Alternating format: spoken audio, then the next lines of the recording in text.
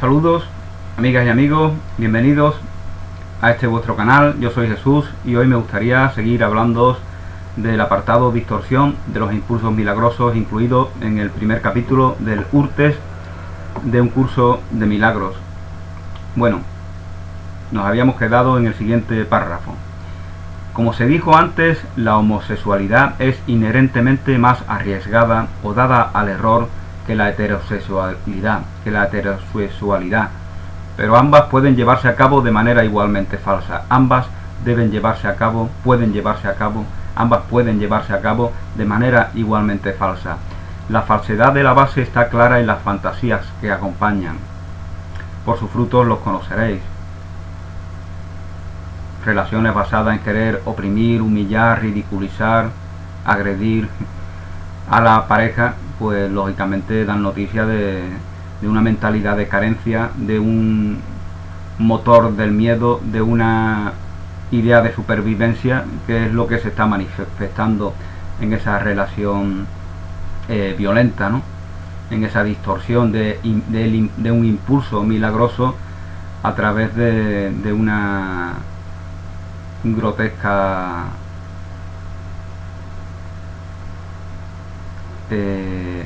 a través de un grotesco impulso sexual.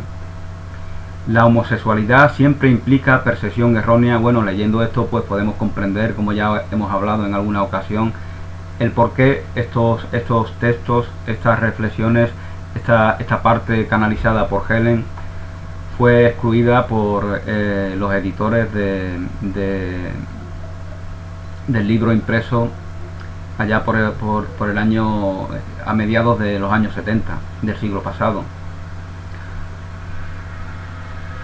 La homosexualidad siempre implica percepción errónea del ser o de la pareja, y generalmente de ambos. Es decir, estamos leyendo unos textos que, por ejemplo, la maestra y traductora Rosa María de Wynn posiblemente no tuvo acceso a ellos, y otros grandes y facilitadores que ya no están con nosotros, ¿no? Los primeros, en inglés y en español y en cualquier lengua. Es una cosa curiosa, ¿no? Y nosotros, llevando tan poco tiempo, por lo menos en mi caso, trabajando con este texto, accedemos a él. La homosexualidad siempre implica percepción errónea del ser o de la pareja, y generalmente de ambos.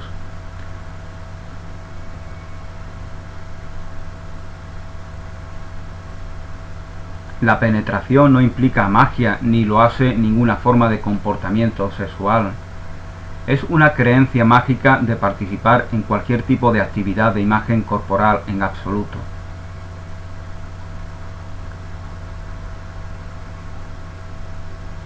No os creasteis a vosotros mismos ni controlasteis vuestra creación. Al introducir niveles en vuestra propia percepción, abristeis el camino a distorsiones de imagen corporal. La falta de amor u orientación de necesidad defectuosa, la falta de amor u orientación de necesidad defectuosa que llevó a tus particulares elecciones como persona, no objeto, pueden ser corregidas en el marco existente, y tendrían que serlo en el interés más grande del progreso general. La situación es cuestionable mayormente por su inherente vulnerabilidad a la gratificación con fantasías. Hacer lo mejor que puedas dentro de esta limitación es probablemente la mejor medida correctiva en el presente. Cualquier relación que hayas emprendido por cualquier razón se vuelve una responsabilidad.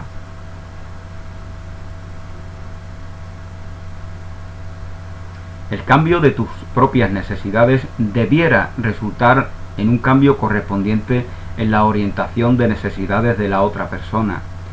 Esto será beneficioso incluso si la pareja se sintió atraída hacia ti por tu falta de respeto. Es curioso, ¿no?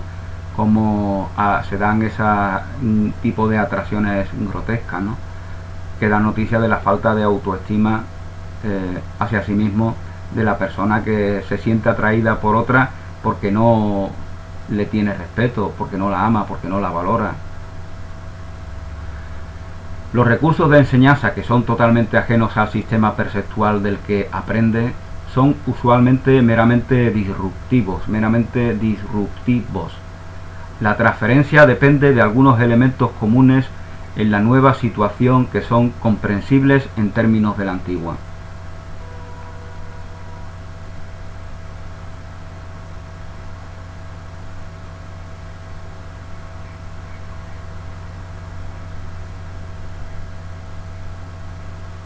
El hombre no puede controlar los efectos del miedo por sí mismo, porque él ha creado el miedo y cree en lo que ha creado. El hombre ha creado la condición humana, ha fabricado, ha concebido el miedo. Y por lo tanto, desde esa condición damos todo crédito a ese miedo. Por eso hay tantos libros en las últimas décadas de psicología que hablan de cómo manejar el miedo, cómo tratar con el miedo, cómo aprender con el miedo, cómo volver al miedo en tu aliado, etcétera, etcétera, etcétera. Todos ellos se recrean en la idea de que el miedo es algo natural y real, hasta el punto de que algunos psicólogos afirman de que es algo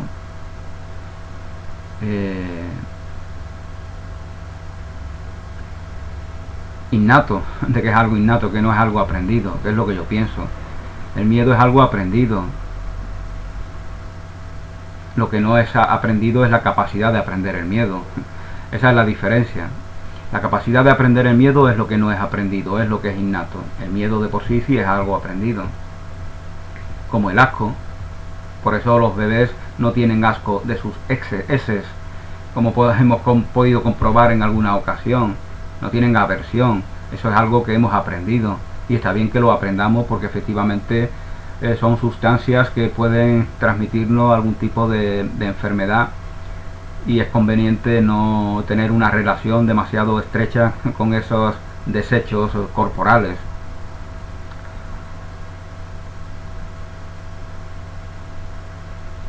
El hombre no puede controlar los efectos del miedo por sí mismo porque él ha creado el miedo y cree en lo que ha creado. En actitud entonces que no en contenido, el hombre se asemeja a su propio creador. El hombre al crear el miedo, por ejemplo, pues da noticia de esa semejanza con su creador, en actitud, no en contenido, porque crea una ilusión que tarde o temprano se va a desvanecer. Es la propia ilusión del tiempo, que también es una fabricación de la propia condición humana. En actitud entonces, que no en contenido, el hombre se asemeja a su propio creador, que tiene perfecta fe en sus creaciones porque él las creó.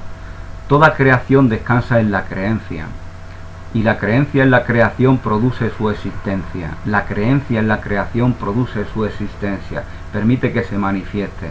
Por eso es posible que un hombre crea lo que no es verdad para cualquier otro.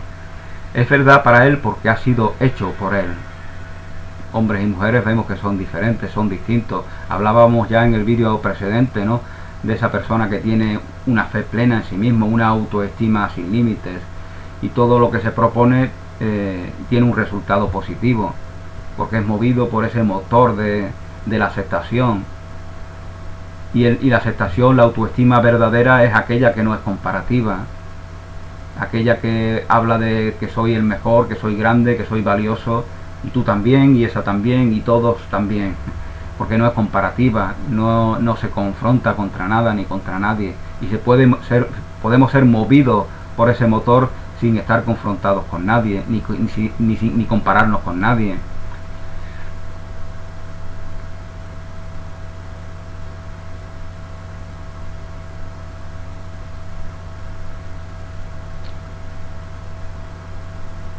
Por eso es posible que un hombre crea lo que no es verdad para cualquier otro, es verdad para él porque ha sido hecho por él.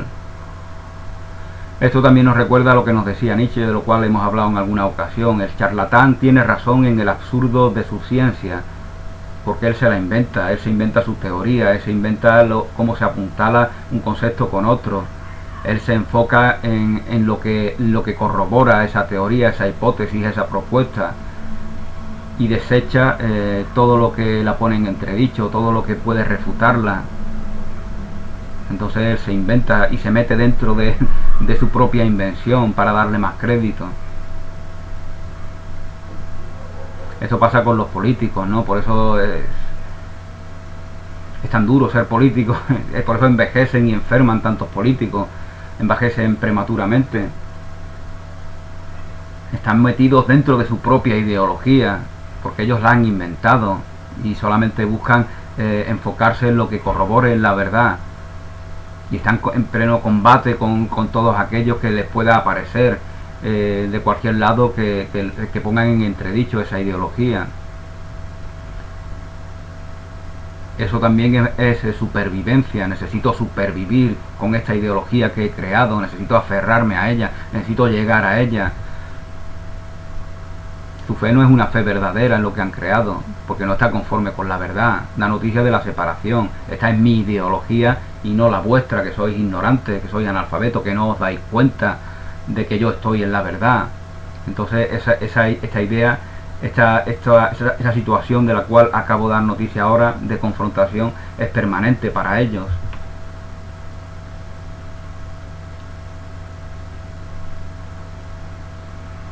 Todos los aspectos del miedo provienen de una percepción invertida.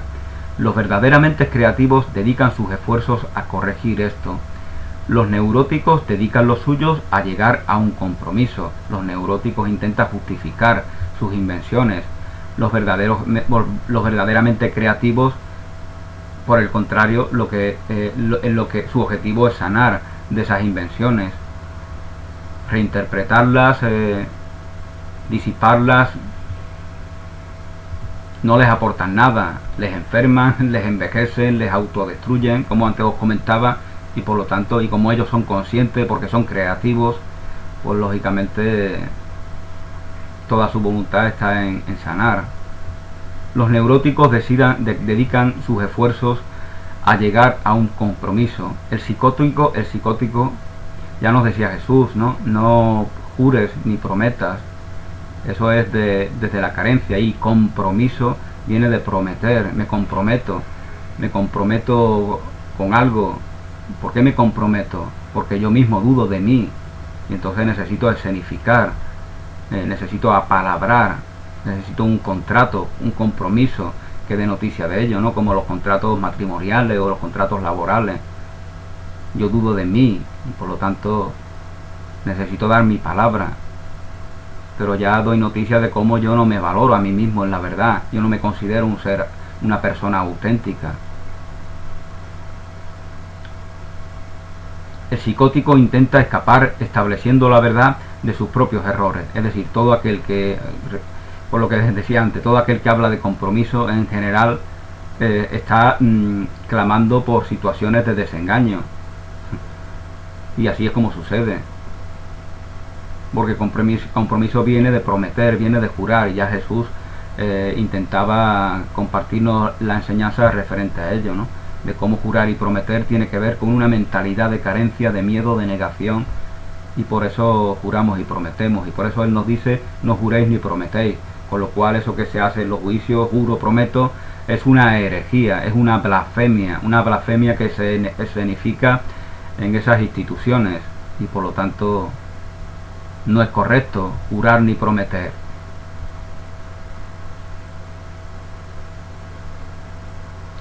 El psicótico intenta escapar estableciendo la verdad de sus propios errores.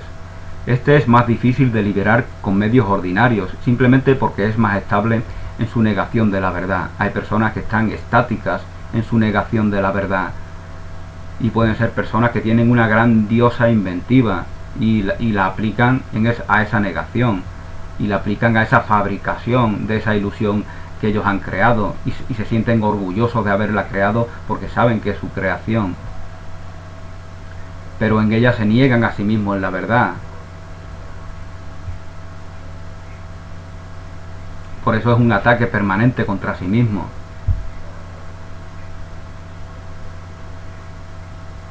Todos los aspectos del miedo provienen de una percepción invertida.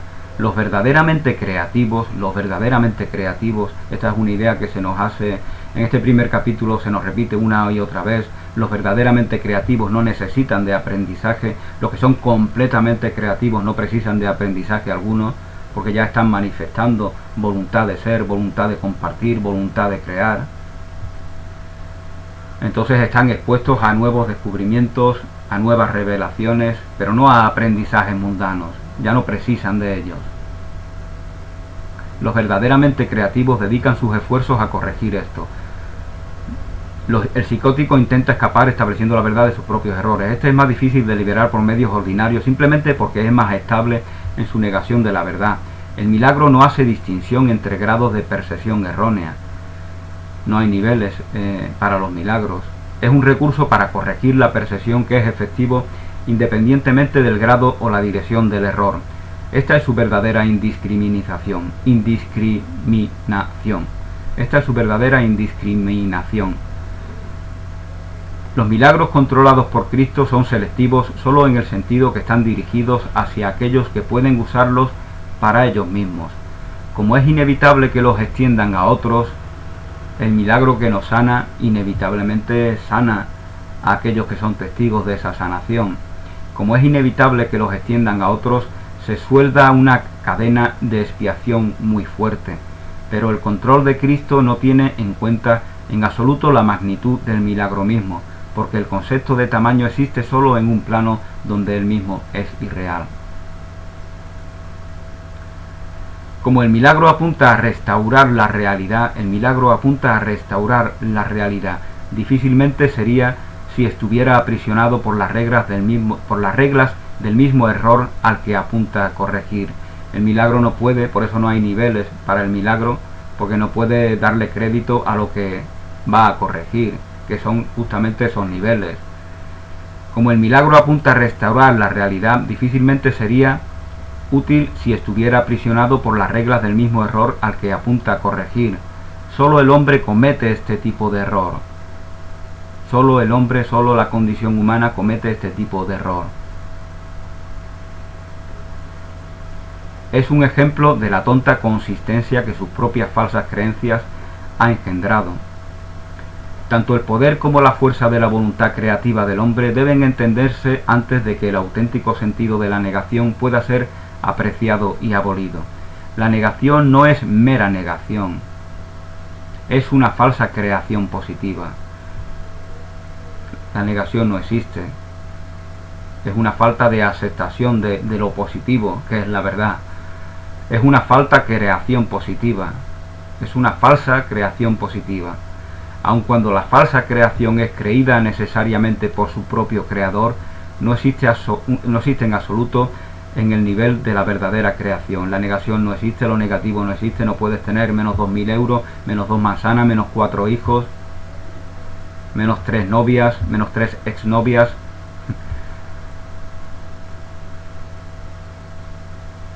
La negación no existe, solo para la condición humana, bajo la cual tiene un propósito, interpreta un papel, tiene un cometido, bien para la ilusión o bien si se le permite que la verdad lo reinterprete, que el Espíritu Santo reinterprete su cometido, pues será partícipe de los aprendizajes que nos liberan de esa condición humana que no reconoce la incondicionalidad divina, que es la incondicionalidad del amor, que es la expansión de la creación.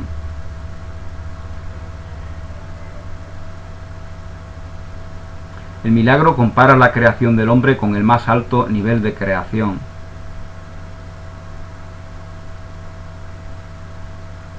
Aceptando como verdadero lo que está de acuerdo y rechazando lo discordante como falso.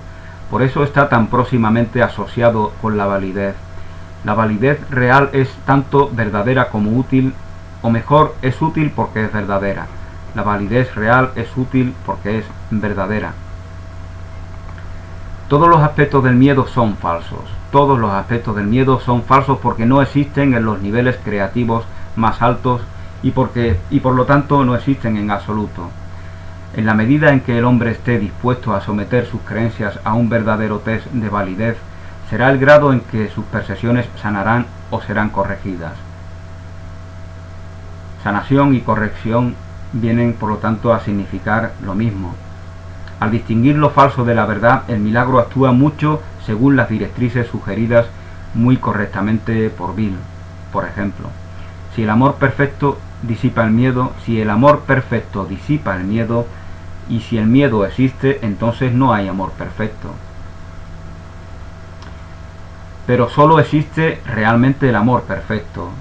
Solo existe el amor. Por eso se nos insiste tanto en tantas enseñanzas esta idea. Solo el amor es real. Solo el amor es verdad.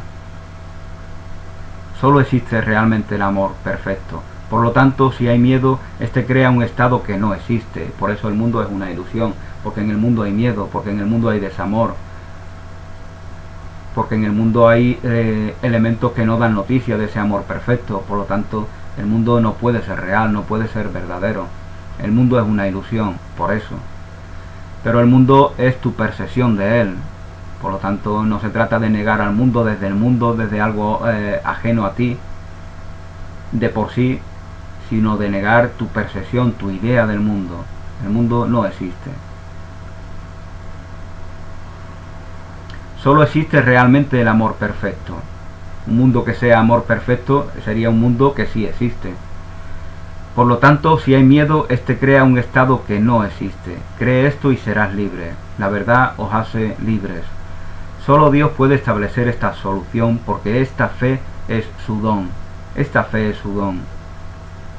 Si no podemos acceder a la verdad, la fe en que verdaderamente existe, por el momento nos presta un servicio, nos presta un servicio para reconocernos en su momento en esa verdad. Por eso fe es sabiduría. Fe no es concesión a algo ajeno a nosotros, a una doctrina, a un dogma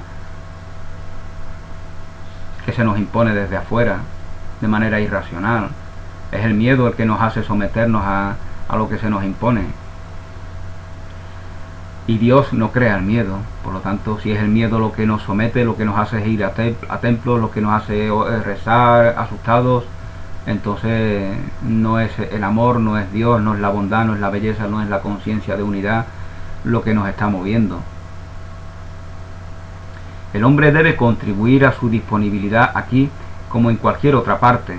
La disposición para la fe, como para todo lo que es verdad, conlleva dos pasos necesarios para la liberación del miedo. La negación del miedo en términos humanos es una fuerte defensa porque implica dos niveles de error. La negación del miedo implica dos niveles de error, que la verdad puede ser negada, que la ausencia de verdad puede ser efectiva.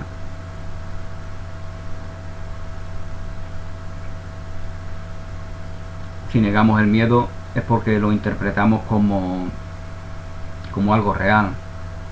Los ateos niegan a Dios, porque es una idea que que tiene sentido para ellos. No niegan al Gurgundunkin Badabai, no, porque esa idea no tiene sentido. Ni el Catraplacanga Japatoka tampoco niegan a eso, porque esa idea no tiene sentido para ellos. Entonces niegan a la idea que tiene sentido, que tiene potestad, que tiene influencia, que determina su realidad. Por eso la creencia en Dios o la no creencia en Dios como ser ajeno a nosotros verdaderamente son las dos caras de una misma moneda. La negación del miedo en términos humanos es una fuerte defensa porque implica dos niveles de error, que la verdad puede ser negada, que la ausencia de verdad puede ser efectiva. Experimentar miedo, que es más característico de Bill, conlleva solo el segundo error, que la ausencia de verdad puede ser efectiva. Sin embargo, estas diferencias no afectan al poder del milagro en absoluto, que solo se ocupa de la verdad y el error. Ambos tenéis más mentalidad milagrosa, y sois menos capaces de reconocer el miedo por vuestra fuerte, pero dividida identificación. Bill también, por su carácter, tiene menos mentalidad milagrosa, pero está mejor capacitado para reconocer el miedo porque su identificación es más consistentemente correcta, pero más débil. Juntos podéis construir particularmente bien las condiciones necesarias para una mentalidad milagrosa consistente, el estado en el cual el miedo ha sido abolido. Juntos podéis hacer un gran trabajo, juntos seréis una pareja creativa, que aportéis algo significativo en vosotros mismos y para todos los que estén en relación con vosotros y con vuestro trabajo, es decir, por ejemplo, para nosotros.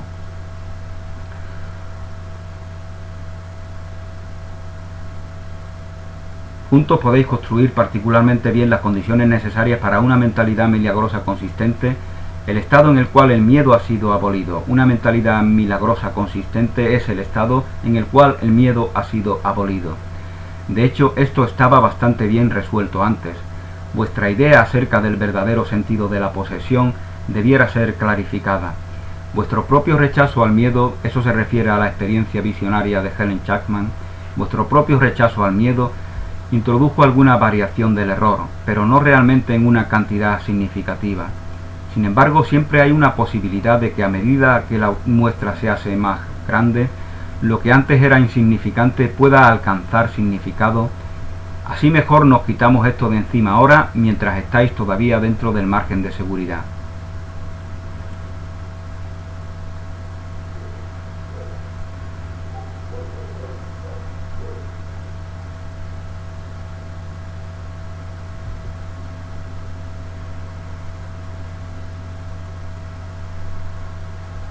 Miedo a la posesión es una expresión pervertida del miedo a la atracción irresistible.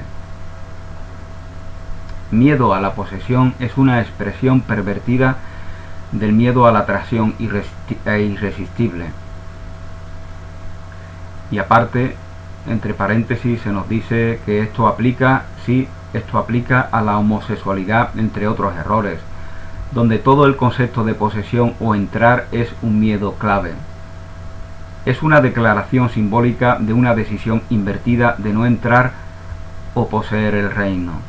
En términos físicos, que se enfatiza por el error inherente de evitar el alma, la creación física real se elude y se sustituye por fantasías gratificantes.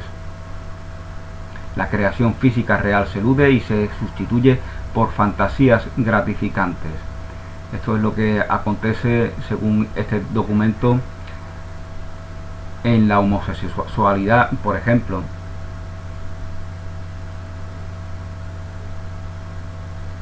También en la heterosexualidad, que no busca fruto. Y fruto no se refiere solamente a una nueva criatura que se conciba, eso que llamamos bebé. Fruto se refiere también en un fruto en las personas que son partícipes de esa relación, en un fruto en la pareja. La relación íntima, la relación sexual, la copulación entre un hombre y una mujer, entre dos personas que se aman, es creativa siempre, porque es el amor lo que las determina. Y esto es lo que se da en la verdad.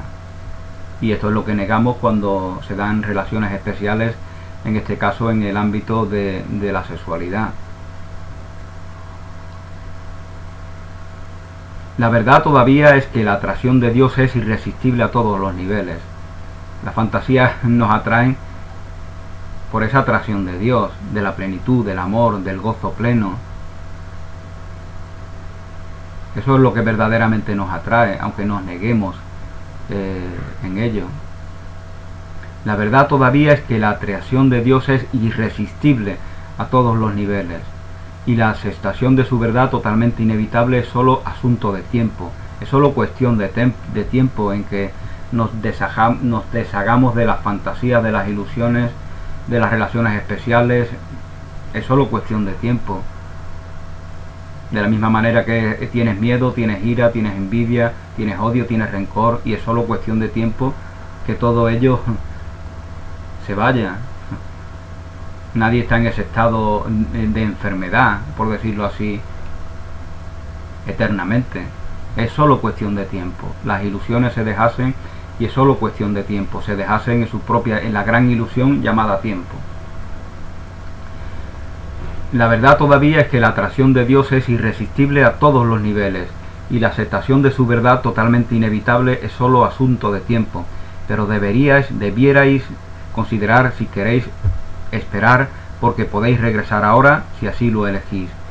Ahora puedes elegir la verdad, la integridad, la plenitud. No tienes por qué retardar este momento. No tienes por qué darle oído al ego que te dice no, todavía no, tienes que aprender más, hay que trabajar más con esto. todavía has hecho cosas que están por ahí, y ayer recuerda la pelea, la disputa, el deseo, todo ello. El ego quiere vivificar la idea de culpa en ti, y eso es retardarte. Proclamas plenamente e incondicionalmente la verdad de la inocencia, de la incondicionalidad del amor, aquí y ahora y para siempre. Eso es lo que debemos hacer. Eso es lo que tiene un resultado irreversible.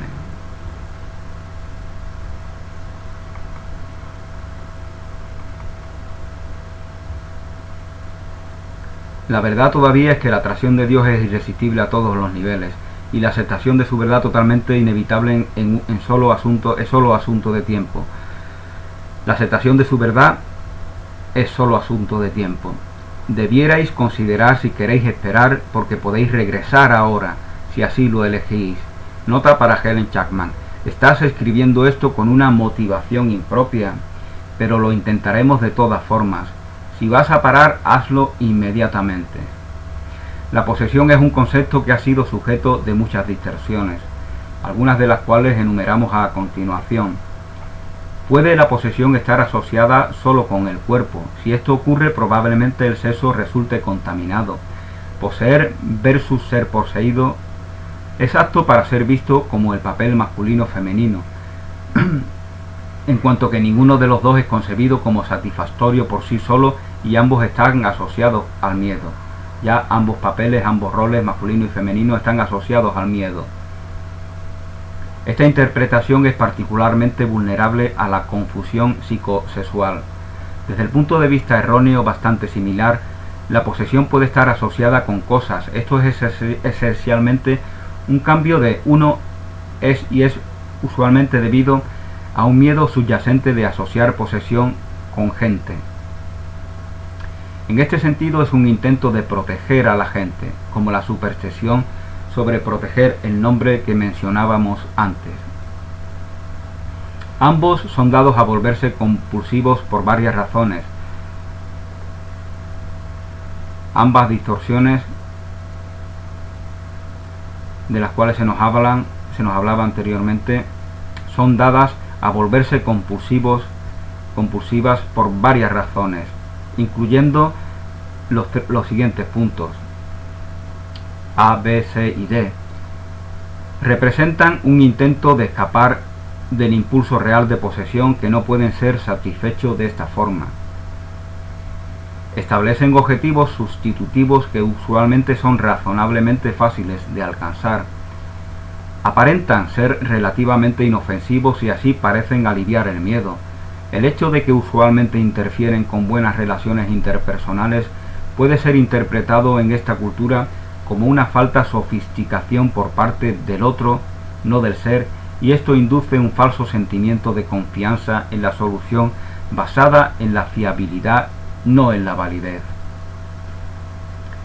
Es también bastante fácil encontrar una pareja que comparta la ilusión. En los entornos homosexuales podemos tener noticia de ello. Es fácil encontrar parejas que compartan la ilusión de buscar gratificación a través de las fantasías.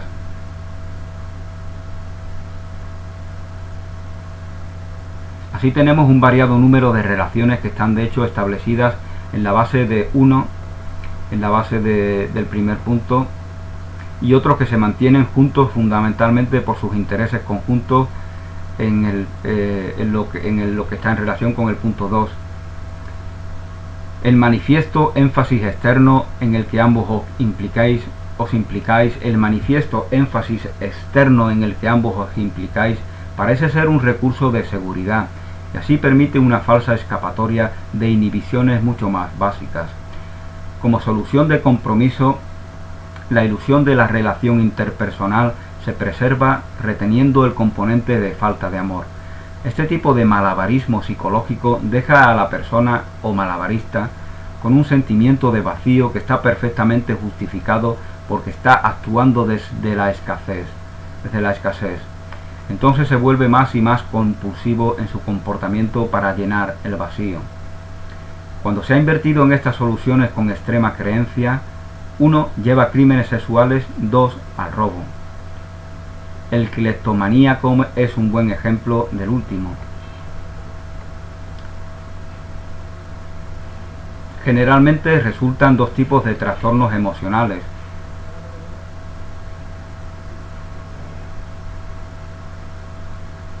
La tendencia a mantener la ilusión, 2 tipos o 3 tipos, parece que es lo que se nos enumera aquí.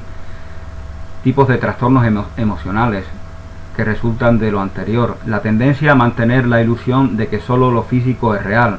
Esto produce depresión. La tendencia a investir lo físico con propiedades no físicas.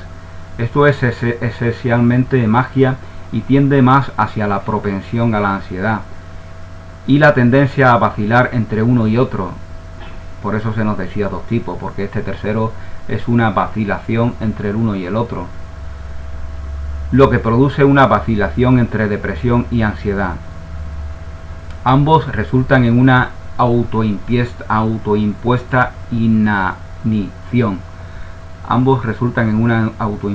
inanición. Se puede ver otro tipo de distorsión en el miedo o el deseo por la posesión de un espíritu. El término espíritu está profundamente degradado en este contexto, pero ciertamente conlleva un reconocimiento de que el cuerpo no es suficiente, y dotándole con magia no funcionará. Este reconocimiento acepta el hecho de que ni 1 ni 2 son suficientes, pero precisamente porque no limita el miedo estrechamente, es más probable que produzca mayor miedo por derecho propio. Dotar al espíritu con posesividad humana es un error más inclusivo que los puntos 1 y 2 de los cuales se nos hablaba anteriormente, y de alguna manera un paso más alejado de la mente correcta. Dotar al espíritu con posesividad es un paso más alejado de la mente correcta. También es más probable que ocurran proyecciones con vacilaciones entre grandiosidad y miedo. La religión, entre comillas, es en un sentido distorsionado. Es también más probable que ocurra en este tipo de error, porque la idea de espíritu ha sido introducida, aunque erróneamente, mientras que está excluida de 1 y 2. La brujería es así particularmente apta para ser asociada con 3, por la mucha mayor inversión en magia. Debiera tenerse en cuenta que el punto 1 implica solo el cuerpo, mientras que el punto 2 implica un intento de asociar cosas con atributos humanos. 3, por otra parte, es un nivel más serio de confusión, porque dota al espíritu con atributos malignos. Esto cuenta tanto para el celo religioso de sus proponentes como para la aversión o miedo de sus oponentes. Ambos son partícipes de una misma realidad. Los que están tomados por ilusiones de pseudo religión están en la misma situación que aquellos que los atacan. Ambas actitudes provienen del mismo falso credo.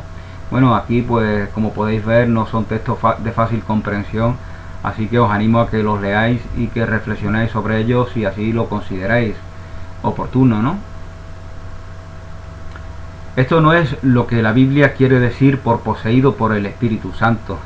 La idea de posesión ya sabemos lo que, desde la mentalidad de carencia, desde la mentalidad mundana, posesión, poseo, mío, esto es mío. Eso es lo que significa, ¿no? Para el Espíritu Santo, posesión no puede significar eso.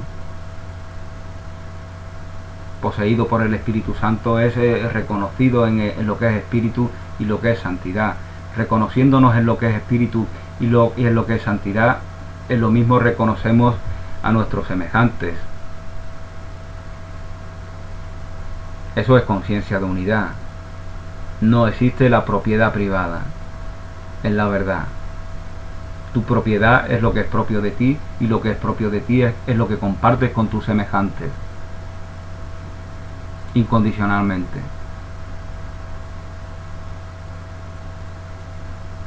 Es interesante notar que incluso aquellos que sí entendieron eso pudieran expresar sin embargo su comprensión inapropiadamente.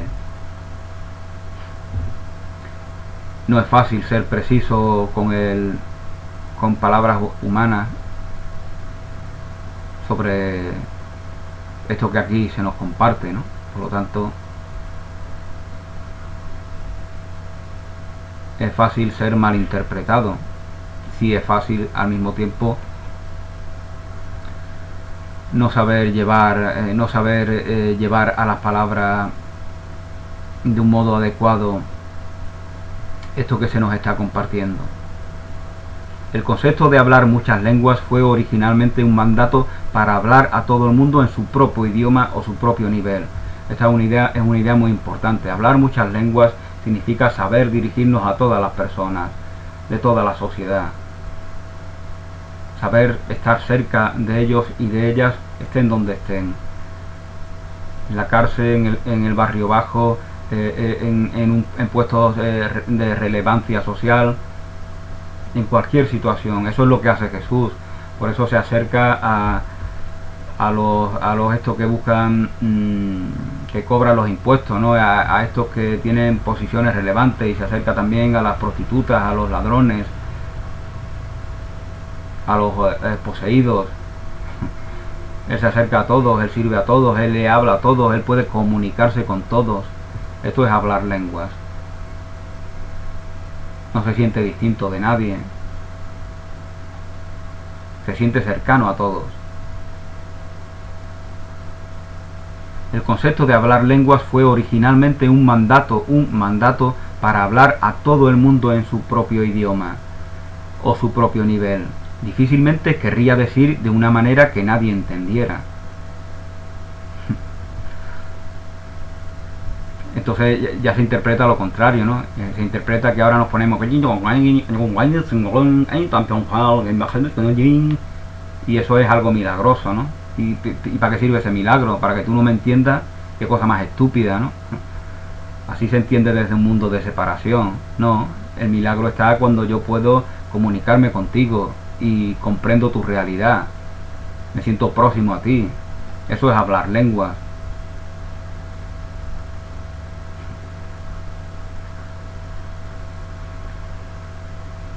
Este extraño error ocurre cuando la gente ciertamente entiende la necesidad de comunicación universal, pero la han contaminado con falacias de posesión.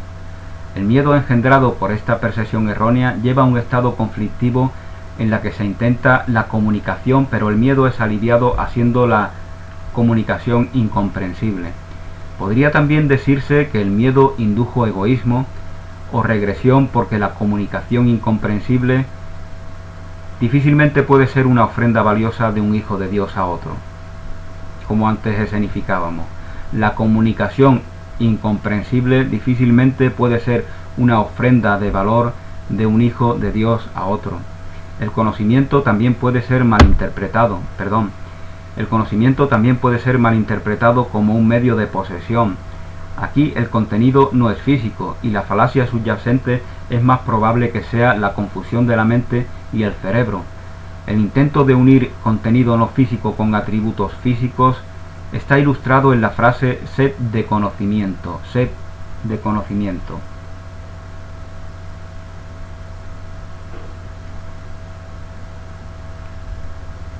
No, Helen, esto no es lo que significa sed en la Biblia. Cuando Jesús nos dice sed de un agua que hará que no tengáis, yo sé de un agua que permitirá que jamás tengáis sed, lógicamente no nos está hablando de esta agua.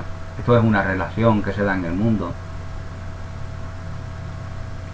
El agua se relaciona con el agua porque mi cuerpo es en un 70 u 80% agua, con la cual es un círculo de reciclaje natural. Esa es la idea que trasciende la idea de necesidad. En el mundo decimos necesito agua. Desde la verdad decimos esta bendita agua y este bendito cuerpo que dan noticia de una realidad de aparente separación se van a relacionar amorosamente para dar noticia de la comunicación, de la relación, de la verdad, del amor que se expande eternamente. Por eso se reza, ¿no? Por eso se medita, por eso hay oraciones antes de consumir los alimentos, para dignificar esa relación que se está dando.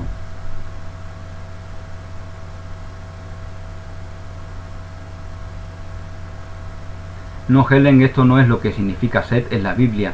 El término se usó solo por la ilimitada comprensión del hombre y probablemente sea mejor abandonarlo. Los contemporáneos de Jesús, y desgraciadamente puede que hoy sigamos igual, tienen una limitada comprensión. Piensan que la comprensión es saber manejarse con determinados elementos materiales. Entonces por eso Jesús pone esas parábolas que son significativas para ellos, y por eso le dice a sus discípulos: benditos, dichosos sois vosotros que sabéis comprender sin necesidad de estas parábolas, porque a ellos les hablo en su lenguaje para poderles compartir esta enseñanza. Sed es una palabra que alude a la carencia, a la necesidad, y quizá por eso Jesús nos dice aquí y ahora que tal vez sea mejor abandonarla. El uso falaz del conocimiento puede resultar en varios errores,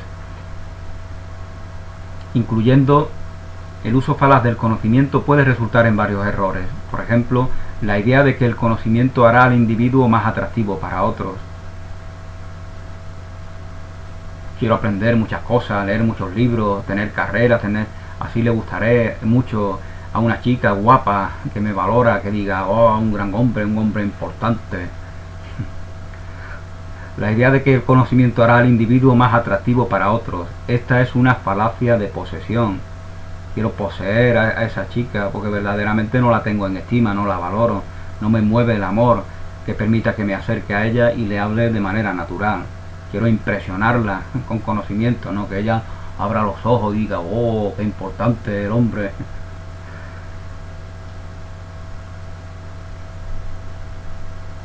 La idea, otra de